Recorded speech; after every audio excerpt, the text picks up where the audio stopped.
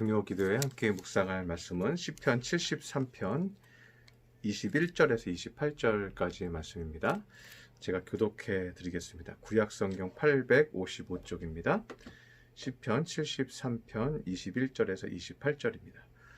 내 마음이 산란하며 내 양심이 찔렸나이다. 내가 이같이 우매에 무지함으로 주 앞에 짐승이오나 내가 항상 주와 함께하니 주께서 내 오른손을 붙드셨나이다.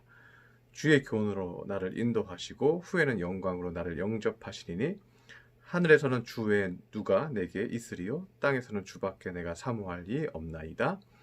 내 육체와 마음은 쇠약하나 하나님은 내 마음의 반석이시요 영원한 분깃이시라.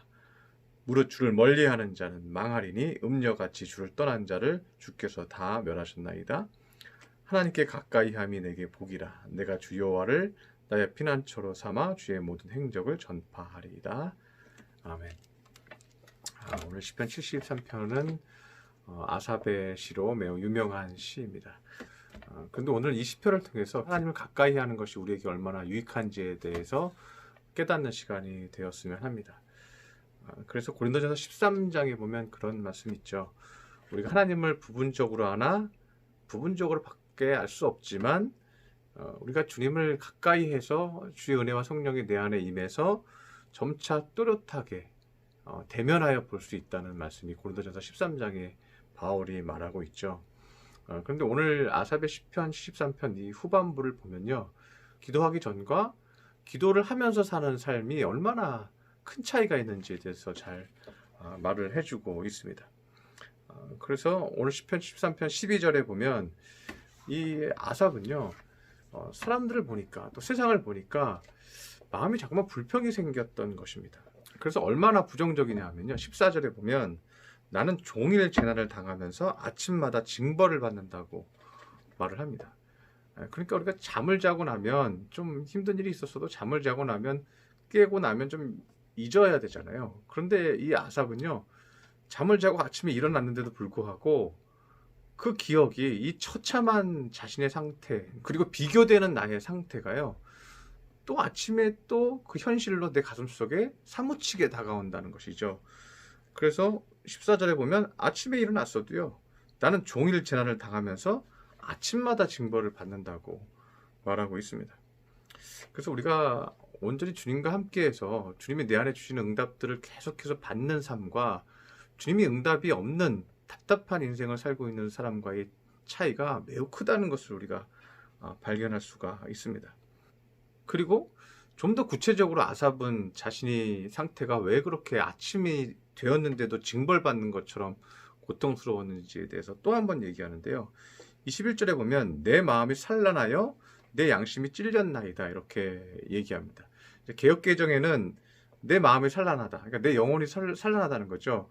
근데 내 양심이 찔렸나이다 이렇게 번역을 했는데요. 공동 번역에서는 이렇게 번역했습니다. 내 마음이 쓰러졌고 내 창자는 끊어지듯 아팠다라고 얘기하고 있습니다. 팀 켈러는 이런 인간의 상태에 대해서 이렇게 얘기를 합니다. 인간이 홀로 있을 때 세상의 문제들을 본인이 해결하지 못하고 그것이 나를 억누를 때 인간은 누구나 이렇게 될 수 있고 영혼이 망가질 수 있고 육신이 찢어지듯 아플 수 있다는 것입니다. 그럴 때 우리가 기도를 멈추고 하나님과 함께하지 아니하면 우린 더욱더 세상의 형편에 집중하게 되고 우리 마음에는 어두운 음악 소리가 들린다는 거예요. 어두운 음색과 곡조가 내 안에 들려와서 내 마음에 엉망이 되어버린다는 거예요. 그런데 우리가 기도의 삶을 살고 주님을 다시 붙들고 주님을 내 마음의 말씀으로 모시면 우리 마음에 다시 아름다운 곡조와 음색과 선율이 우리 마음을 채운다는 거예요.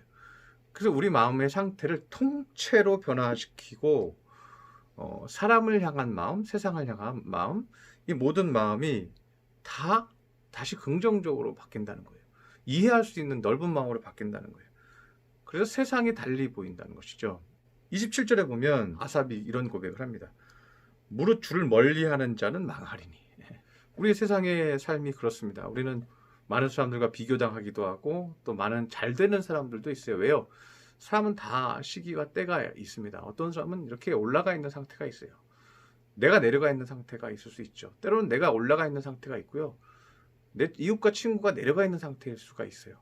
그런데 우리가 이렇게 내려가 있을 때 올라가 있는 사람들을 우리가 보면요. 이것이 내가 너무 절망적이라서 살 수 없을 만큼 힘들 때가 있다는 거죠. 그런데 주님을 온전히 믿고 기도하는 자는 이 밑에 있는 상황 가운데서도요. 내가 올라갈 수 있다는 것을 믿고 있어요. 주님이 그 마음을 주세요.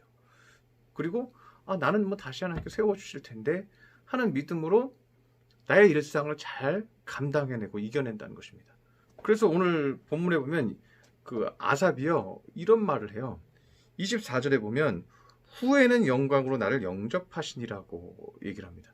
후에는 시간이 지난 후에는 나에게 영광이 있을 것이고 하나님께서 나를 영광으로 영접해 주셔서 나에게 좋은 때를 줄 것이라고 얘기해요.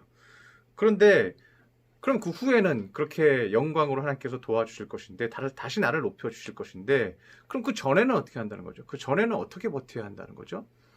24절 전반부에 보면 뭐라고 되어 있어요? 주의 교훈으로 나를 인도하시고 주의 말씀을 자꾸만 우리에게 주려고 하신다는 거예요. 주의 메시지와 주의 뜻을 우리에게 자꾸만 공급하려 하신다는 거예요. 그럼 우리가 할 수 있는 것은 뭐예요? 우리의 마음을 열고 기도하고 말씀을 묵상하고 주의 뜻을 자꾸만 내 가슴속에 깨닫고 그 음성을 듣고 그러면 어떻게 해요? 주의 교훈이 나를 인도하시죠. 쓰러지지 않도록 내 마음을 붙들어 주시죠. 후에 좋은 것을 볼 수 있도록 하나님이 내 가슴을 붙들고 계시죠. 우리가 지난 새벽에도 묵상을 했지만 다윗이 몇 세 군인으로 부름받았다고 했습니까? 15살에 부름을 받았어요. 그리고 골리앗을 15살, 16살에 쓰러뜨렸어요. 예. 그렇게 젊은 나이에 쓰러뜨리고 이제는 뭐 사무엘이 왕으로 기름 부음까지 했으니까 왕만 되면 되는 거잖아요. 예? 그런데 사울 왕이 계속 죽이려 하면서 헤매고 다닌 시간이 15년이에요. 예. 그렇게 오랜 시간 다윗은 절망적인 시간들을 보낸 거죠. 가장 친했던 친구 요나단도 어쩔 수 없이 이 다윗이 가는 길을 그냥 배웅해주고 보낼 수밖에 없는 그런 어려운 상황 가운데 다윗이 15년이라는 세월을 보냈죠. 그런데 15년 동안 하나님께서 그의 마음을 붙들어 주시고 말씀으로 인도하시고 주님 붙들고 감당한 거예요. 그러나서 어떻게 했어요? 후에는 그가 왕이 됐죠. 그리고 이스라엘을 40년 동안 은혜롭게 잘 통치할 수 있었다는 것입니다. 그래서 우리가 주님과 가까이 하면요. 주님은 우리 모든 세상의 일에 대해서 또 하나 사람의 일에 대해서 우리를 건강하게 만들어 주십니다. 세상에 벌어지는 일들에 대해서요. 우리가 이렇게 힘들어하지 않는 거예요. 또 사람에게 부딪히는 일에 대해서도 우리가 쇠약해지지 않는 거예요. 하나님은 우리를 든든하고 건강하게 해주신다는 거죠. 그러면 왜 건강해질까요? 해석이 좋아지기 때문에 건강해지는 거예요. 하나님이 우리 안에서 은혜를 주시고 말씀을 주시면서 우리의 생각과 해석을 바꾸셔요. 오늘 아삽도 마찬가지입니다. 기도하고 간구하다가 주의 환상을 봅니다. 정말 잘 나가는 사람들 같은데 그들이 미끄러져 가는 것을 봅니다. 그들이 물질적으로, 명예적으로, 권력으로 모든 것을 얻고 있고 육체적으로도 건강한 것 같고 마음도 평안한 것 같고 다 가진 것 같은 느낌이 들었는데 기도해 보니까 그들의 상태가 그렇지 않다는 거예요. 그들이 미끄러져 떨어져 내려가는 것을 그가 보게 됩니다. 그러면서 깨닫는 거예요. 인간이 겉으로 잘 사는 것 같다고 영혼이 잘 사는 것이 아니구나. 그래서 뭐가 바뀌는 거예요? 내 마음의 해석이 바뀌는 거죠. 24절에도 보면 주의 교훈으로 나를 인도하신다고 말합니다. 주의 교훈이 내 안에서 내 마음에 이해의 폭을 넓게 하시는 거죠. 그리고 모든 만사에 대해서 온전한 해석을 하게 되고 주님만 계시면 부끄러울 것이 없고 주님께서 반드시 후에는 나에게 영광의 길을 보여주실 것이라고 믿고 간다는 거죠. 여러분 다 누리면서도 나는 못 살고 있어라고 생각하는 사람이 좋은 겁니까? 아무것도 누리지 못해도요. 나는 잘 살고 있다고 믿고 있고 기뻐하는 것이 좋은 것입니까? 그래서 마지막 28절에 아삽은 이렇게 얘기하고 있습니다. 하나님께 가까이함이 내게 복이라.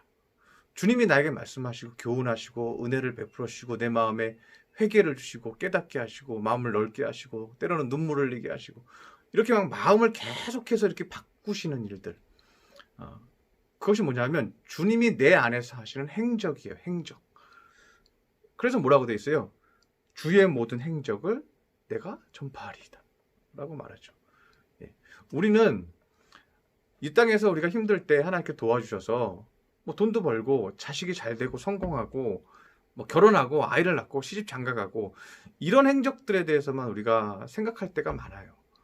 그러나요, 주님께서 우리에게 이 땅에서 살 수 있는 조건들의 행적을 바꾸어 주시는 것보다 더 소중한 것은 무엇이냐면 주님께서 여러분 마음에서 은혜롭게 감사와 찬양으로 바뀌는 그 행적, 그 행적이요 정말 값진 거예요. 여러분의 마음을 지옥 같은 상황에서 천국으로 인도하시는 너무나도 귀하고 값진 것이에요. 여러분은 마음 가운데 하나님이 행하시는 엄청난 은혜의 행적들을 많이 경험하시기를 바랍니다. 그리고 그 은혜의 행적들을 다른 사람들에게 알리고 전파하시기를 바랍니다. 왜요? 그것은 사람을 살리니까. 하나님은 그 무엇보다도 저와 여러분의 마음 관리에 최고의 신경을 씁니다. 우리의 기도의 삶과 말씀의 삶은 우리 마음을 관리하게 하십니다. 하나님이 내 안에 들어오셔서 엄청난 행적들을 남기십니다. 그리고 내가 그렇게 주님을 따라간 행적에 여러분 안에서 역사하시는 은혜가 크시기를 바랍니다. 마음의 천국을 누리시고 하나님이 여러분 안에서 새롭게 해석하는 행적들을 발견하시기 바랍니다. 거기서 매 순간마다 주님의 뜻을 찾고 그러셨군요. 그러시군요. 알겠습니다 하고 그 마음의 행적이 은혜와 긍정으로 바뀌는 기적들을 매일 체험하시기 바랍니다. 하나님은 그런 사람을 반드시 다시 세워서 영광스럽게 사용하실 것입니다. 기도하겠습니다. 할렐루야. 사랑의 하나님 아버지, 오늘 금요 기도의 말씀으로 시편 73편 아삽의 시를 묵상하였습니다. 주님, 우리가 세상 일로 인하여서 그 마음이 흔들리지 않게 하여 주시옵소서. 주님께서 내 마음에 들어오셔서 그 모든 일을 행하여 주시옵소서. 내가 주님의 행적을 전파하리이다. 주여 내 마음을 거룩하고 기쁘게 하여 주시옵소서 하고 기도하는 하나님의 자녀 삼아 주시옵소서. 귀한 말씀 주셨으니 감사하며 오늘도 기도로 마무리하고 잠을 이루는 하나님의 백성 삼아 주시옵소서. 감사드리며 예수님의 이름으로 기도드렸습니다. 아멘.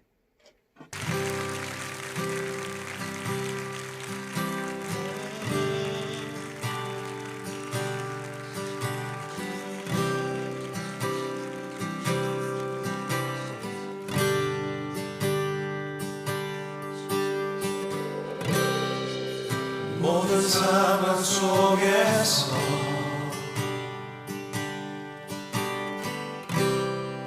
주를 찬양할지라